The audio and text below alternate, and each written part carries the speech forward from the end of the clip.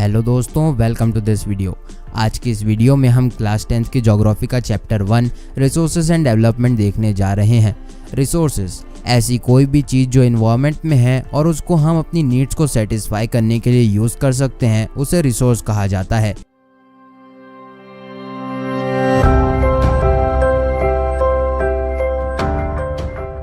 लेकिन वो technologically accessible, economically feasible और कल्चरली एक्सेप्टेबल होनी चाहिए।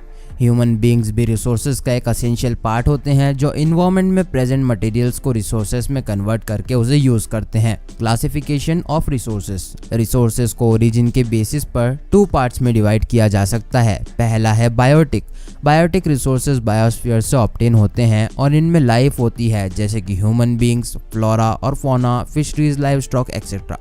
दूसरा है एबायोटिक रिसोर्स। ये वो बाकी सारी चीजें हैं जो नॉन लिविंग हैं, एग्जाम्पल रॉक्स और मिनरल्स। एग्जॉस्टिबिलिटी के बेसिस पर रिसोर्सेज को 2 पार्ट्स में डिवाइड किया गया है।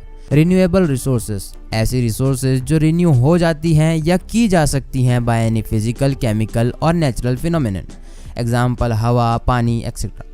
दूसरा है नॉन रिन्यूएबल रिसोर्स हजारों सालों से फॉर्म होते हैं और इनको रिन्यू होने में एक बहुत लंबा समय लगता है, जैसे कि fossil fuels, petroleum etcetera. Ownership के बेसिस पर रिसोर्सेज को डिवाइड किया गया है in the following parts. Individual ownership में कोई चीज़ एक इंडिविजुअल ओन करता है, जैसे कि जमीन, प्लॉट, गाड़ी एक्सेट्रा। कम्युनिटी ओन्ड रिसोर्सेज ऐसी रिसोर्सेज जो कि पूरी कम्युनिटी ओन करती है और इसको सभी लोग एक्सेस कर सकते हैं, जैसे कि पार्क्स, पॉन्ड्स, लेक्स वगैरह। नेशनल रिसोर्सेज ऐसी रिसोर्सेज जो कि कंट्री ओन करती है, जिसमें आते हैं वाटर रिसोर्सेज, मिनरल्स और जो भी ओशन की पॉलिटिकल बाउंड्री के अंदर आता है, जो कि 22 किलोमीटर होता है कोस्ट से। इंटरनेशनल रिसोर्सेज ये रिसोर्सेज इंटरनेशनल इंस्टीट्यूशंस के हाथ में होते हैं। ये वो सारी चीजें कवर करते हैं जो कि एक्सक्लूसिव इकोनॉमिक जोन से 200 नॉटिकल माइल दूर होता है, जिसको टेरेस्ट्रियल वाटर कहा जाता है।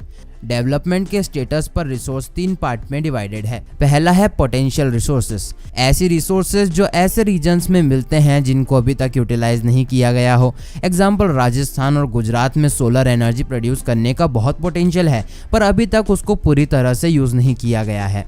दूसरा है डेवलप्ड रिसोर्सेज ऐसी रिसोर्सेज जिसकी क्वालिटी और क्वांटिटी का सर्वे कर लिया गया है और उसको यूज किया जा रहा हो। स्टॉक ऐसी रिसोर्सेज को बोलते हैं जिस मटेरियल्स में ह्यूमंस की नीड को सेटिस्फाई करने का पोटेंशियल हो, लेकिन यूजेबल रिसोर्स में कन्वर्ट करने की टेक्नोलॉजी ही अवेलेबल ना हो। रिजर्व्स स्टॉक्स के सबसेट होते हैं।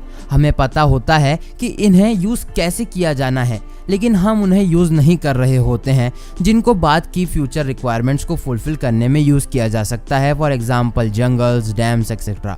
डेवलपमेंट ऑफ रिसोर्सेज ह्यूमन आजकल रिसोर्सेज को इनडिस्क्रिमिनेटली यूज कर रहे हैं, हम और आप भी, जिससे कुछ मेजर प्रॉब्लम्स निकल कर आ रही हैं, जैसे कि खुद का फायदा देखते हुए लोग रिसोर्सेज को इतना ज़्यादा यूज़ कर रहे हैं कि रिसोर्सेज खत्म ही होने आ गई है। रिसोर्सेज का एक्यूमुलेशन हो रहा है कुछ लोगों के हाथों में जिनके पास बहुत सारा पैसा है, जबकि बहुत से लोगों के पास तो कुछ भी नहीं है। इन सब वजहों से ग्लोबल इकोलॉजिकल क्राइसिस हो रही है, जैसे कि ग्लोबल वार्मिंग, ओजोन लेयर का डिप्लीशन, इन्वायरमेंटल पॉल्यूशन और लैंड डिग्रेडेशन। इन सब चीज़ों को सही ढंग से यूज़ करने के लिए रिसोर्स प्लानिंग की बहुत ज़रूरत होती है।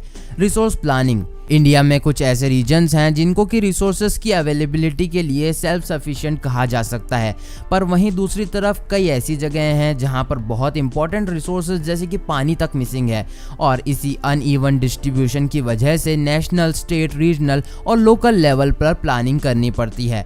रिसोर्स प्लानिंग में कुछ कॉम्प्लेक्स प्रोसेसेस इन्वॉल्व होती हैं, जैसे कि रिसोर्स की इन्वेंट्री को एक पर्टिकुलर रीजन में डिटेक्ट करना, जिसमें रिसोर्सेज के एस्टिमेशन के लिए सर्वेइंग, मैपिंग, क्वालिटेटिव और क्वांटिटेटिव एनालिसिस की जरूरत होती है। एक ऐसा स्ट्रक्चर बनाना जिसमें एप्रोप्रिएट टेक्नोलॉजी, स्किल्स और इंस्टीट्यूशनल सेटअप हो रिसोर्स डेवलपमेंट प्लान को इम्प्लीमेंट करने के लिए। तीसरा और सबसे मोस्ट इंपॉर्टेंट पॉइंट ये है कि हमें इन रिसोर्स डेवलपमेंट प्लान को कंट्री की डेवलपमेंट प्लान्स के साथ कोऑर्डिनेट करना होगा। इंडिया के बहुत पहले से ही रिसोर्स डेवलपमेंट प्लान्स हैं और इंडिया में तो इंडिपेंडेंस के जस्ट बाद ही 5 साल का रिसोर्स डेवलपमेंट प्लान आ गया था। रिसोर्स के इर्रेशनल कंजम्पशन और ओवर यूटिलाइजेशन को बंद करने के लिए अलग अलग लेवल पर रिसोर्सेज कंजर्वेशन करना जरूरी है। लैंड रिसोर्स लैंड यानी कि ज़मीन एक बहुत इंपॉर्टेंट नेचुरल रिसोर्स है। ये natural vegetation, wild life, human life, economic activities, transport और कम्युनिकेशन सिस्टम को सपोर्ट करती है। इंडिया में वैरायटी ऑफ रिलीफ फीचर्स हैं जैसे कि माउंटेन्स, प्लेट्यूज, प्लेन्स, आइलैंड्स जिसमें 43% प्लेन्स हैं, 27% प्लेट्यूज हैं और 30% माउंटेन्स हैं। लैंड यूटिलाइजेशन, लैंड रिसोर्सेज को भी 4-5 तरीकों से यूज़ किया जाता है। Forest, land not available for cultivation, barren and wasteland, land put to non-agriculture uses, fallow lands, other uncultivated lands, net sown area. Land pattern in India. Land pattern को determine करने के 2 तरीके हैं।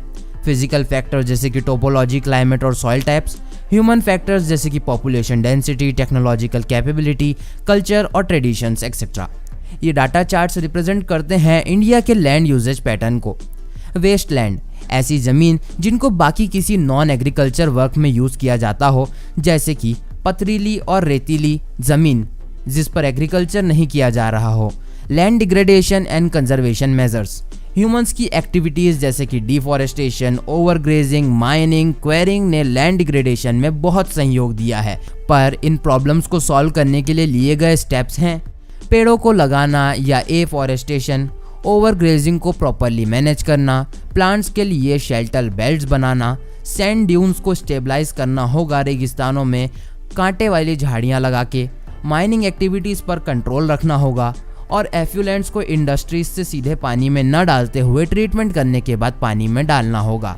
सॉइल एज रिसोर्स, सॉइल सबसे important पर renewable natural resource है। ये एक जरिया है जिसकी वजह से प्लांट्स ग्रो कर पाते हैं और ये हज़ारों लिविंग ऑर्गेनिजम्स का घर है।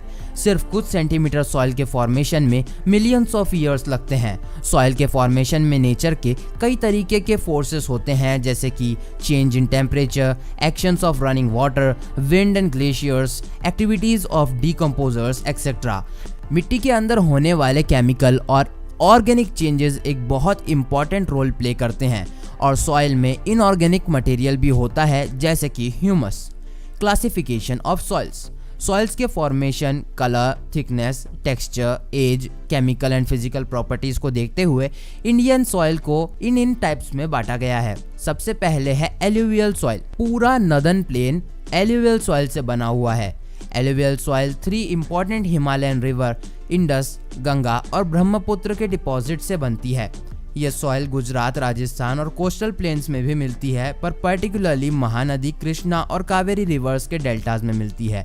एल्यूवियल सॉइल में सैंड और स्लेट और क्ले होती है और जैसे जैसे हम नदी के ओरिजिन की तरफ मूव करते हैं तो हमें दिखता है कि पार्टिकल्स की साइज बढ़ चुकी है। एज के बेसिस पर एल्यूवियल सॉइल को 2 टाइप्स में क्लासिफाई किया जा सकता है।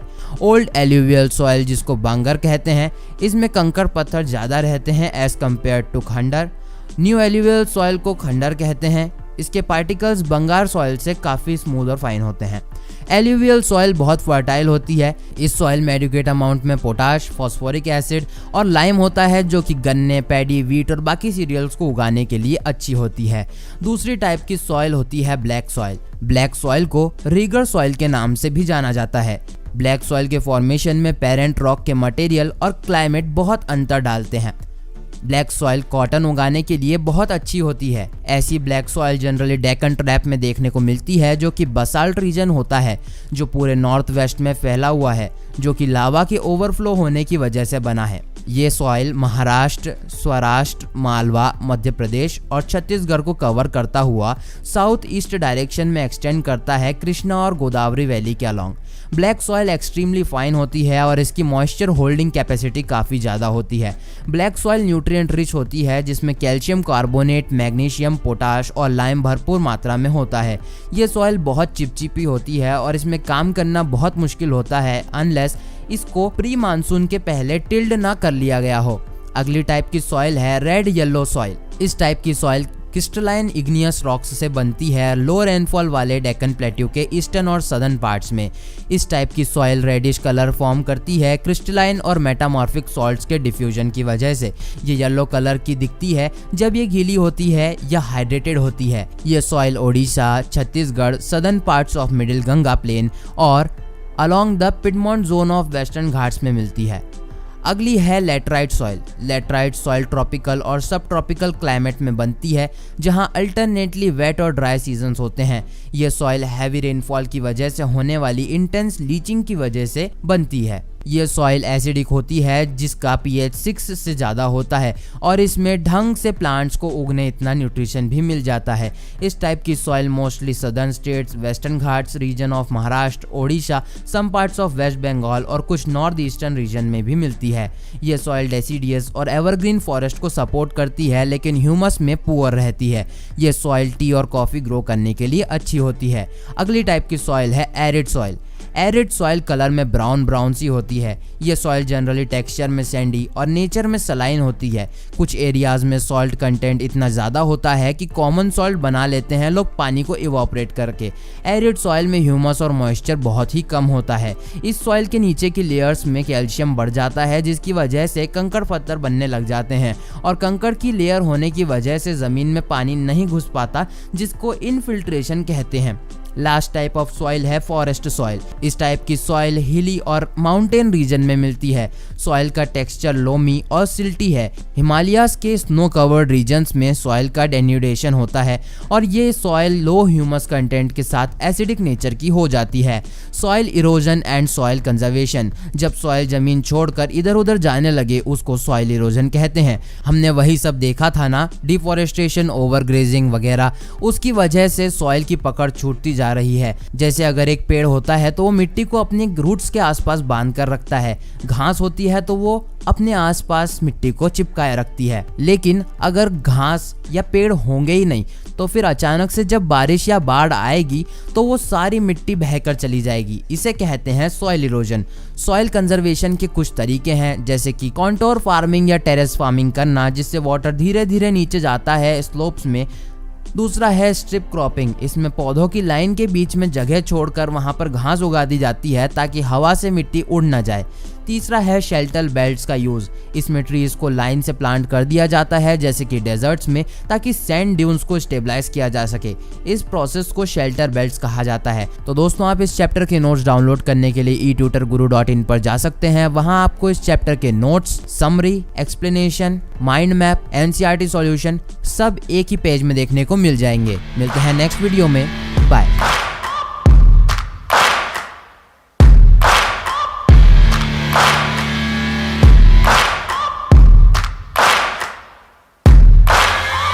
Searching for greatness in a sea of the dying and shameless, a sea of the aimless. I don't wanna be one of the nameless. I'ma wake up with the mindset that one day I'm gonna make it, and I don't think I'll be fine if I don't break my limitations. Don't try to stop me, I exist to write my own story. I'll make a decision if I want some peace or if I want the glory. Yeah, don't want a life that is complacent or possibly boring. I just want a life